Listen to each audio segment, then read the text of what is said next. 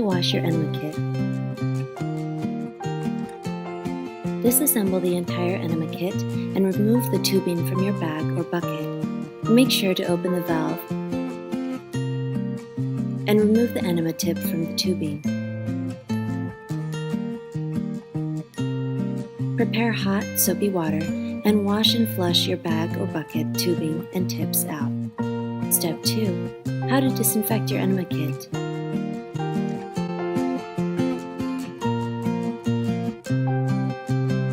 Reconnect all of the pieces of your kit.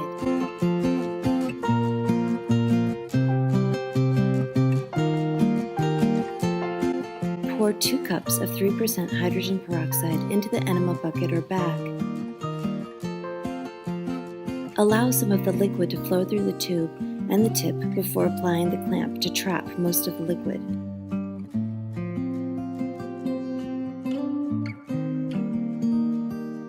We recommend that you let your bag or bucket and tubing filled with the solution sit for at least 2.5 hours.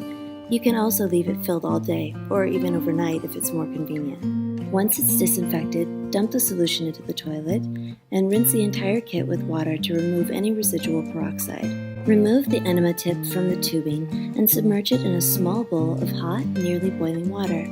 Add in a few tablespoons of peroxide and leave to sit in the solution for 8 hours or overnight. Rinse when done and dry thoroughly with a paper towel. Step 3. How to dry your enema bag or bucket and tubing. Disconnect the long silicone enema tubing once more and hang outside to dry. The steady outdoor airflow will assist in the drying process. Leave the tubing to dry for 8 hours.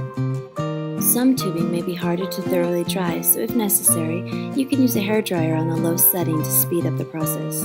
If you have an enema bag, you can air dry it alongside your tubing. If you have a bucket, you can dry it off with a piece of paper towel. Once all parts of your kit are completely dry, place and store them in your storage rack.